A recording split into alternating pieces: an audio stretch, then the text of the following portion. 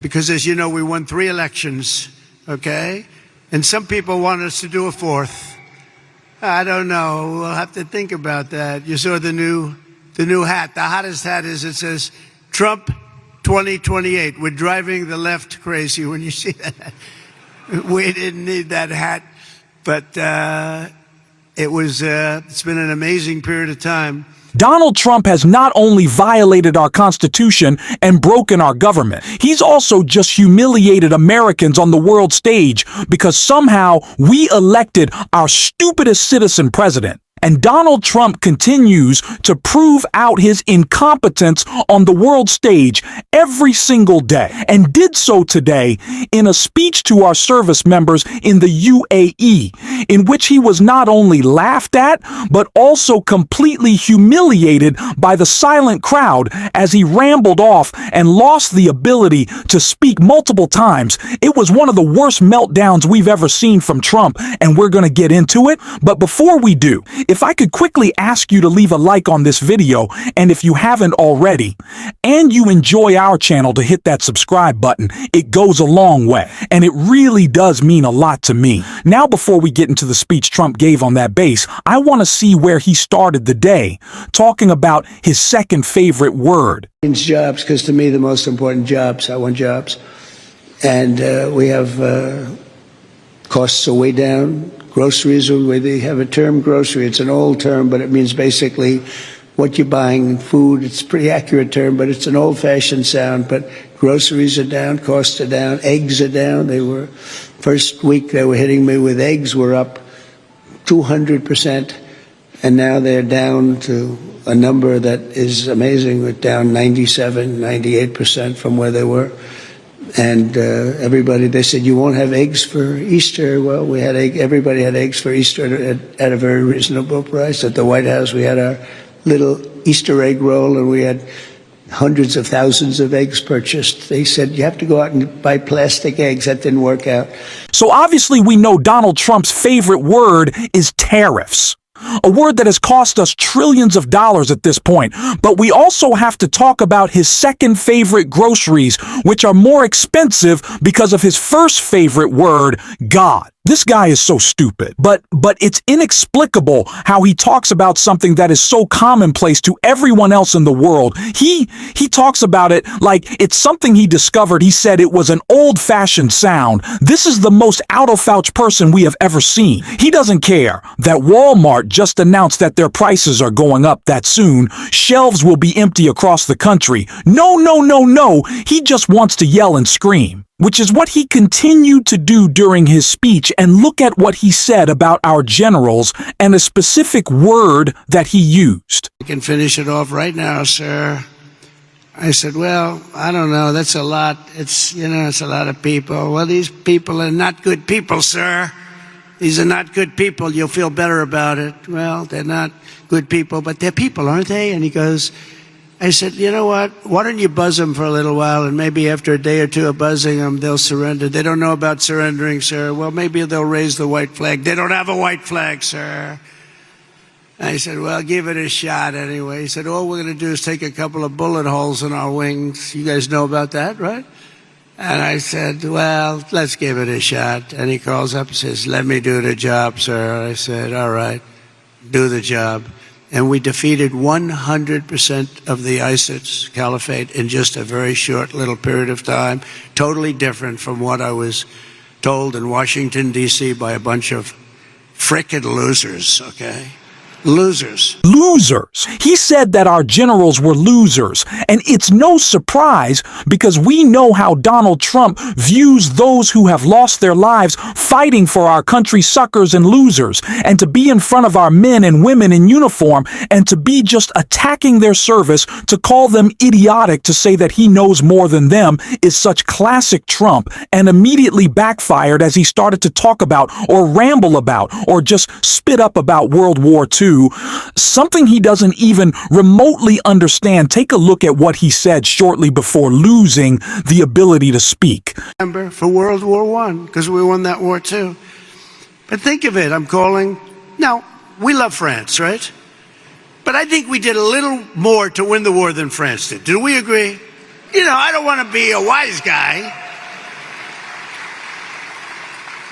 But when Hitler made his speech at the Eiffel Tower, I would say that wasn't exactly ideal. And I called up the president, Macron, good guy, by the way. Donald, we are celebrating our victory over the Germans. Oh, that's wonderful. No, we don't take credit for what we do. And I said, what the hell? Every country I've spoken to in the last week is celebrating the war but us.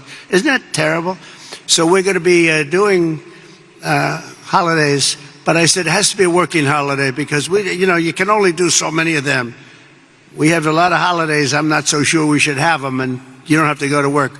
Our country has to go to work. Now, I don't know if y'all are big history buffs, but there was no speech in front of the Eiffel Tower, and I don't know why Donald Trump is relitigating who did what in World War II. I guess the only positive takeaway from that disastrous rambling mess is that he doesn't seem to publicly support Hitler like he usually does. So I guess, that's a very, very small win. But the guy who just talked about in a rambling monologue how much smarter that he was than all of the generals doesn't understand basic history. What is happening here? He is on display every day with his incompetence, and it only got worse when Trump just lost the ability to speak. Take a look. Just apprehended, as an example, the ISIS terrorist of the Albrecht Grab, the one that caused all of the problems in Afghanistan. I don't know what he was trying to say. I don't think he knows what he was trying to say. But we see during that entire speech just the people behind him laughing and looking at each other. That's always my favorite during these Trump speeches, to see the folks who are given explicit instructions by his advance team, the people who set up the event, to just we got to go straight face. We got to smile. We got to clap. And they're just what is this guy saying? They're just laughing at him. And that's how everyone else in the world is viewing us right now, as a joke. Even Republicans in Congress see it as a joke that Donald Trump is on the grift tour right now. And with the Saudis, with his bribe from Qatar, that's what this is. We're a laughingstock to even Donald Trump's most diehard fans in Congress, who are questioning, why does he think he can take an unconstitutional bribe? And Jared Moskowitz ripped into him for just that in this clip right here. Air Doha Don. I mean, I don't know what we're gonna call the plane, but obviously it's ridiculous. Can you imagine just for a second if Barack Obama had accepted a plane from Qatar? My Republican colleagues would be calling it the Barack Hussein plane. Okay, I mean, this is just the height of ridiculousness at the end of the day. Okay, who gets a plane for $400 million and thinks it's free? Okay, first of all, it's going to cost about $750 million to retrofit the plane. That's number one. Number two is we're taking a plane from a foreign country. Putin's watching this thinking, what do I get Trump? Do I get him a yacht? Do I give him a piece of Ukraine, Trump Island? This is sending all the wrong messages, which is why you're seeing Laura Loomer, Ben Shapiro, Ted Cruz, and a number of my Republican colleagues come out. And the best part of this, the swampiest thing about this entire thing, is the person who issued the memo approving the plane literally is a former lobbyist for Qatar. John, you can't make it up. Spending, of course, is the focus of the so-called Doge Caucus, of which you were an early member. How are things going with the Doge Caucus? Yeah, the Doge Caucus is dead. It had two meetings in 5 months. I was at both of them.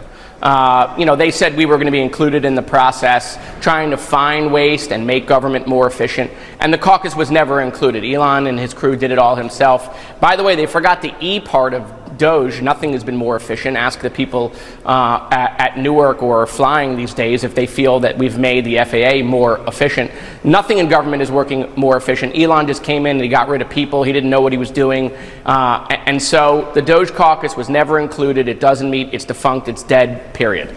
Americans. And our president's brain is mush. Is that the state of play? Is that really where things are? Is America great? Yet is this what people wanted? My God, you can't think that it isn't. And that's why it's our job to talk about it every day.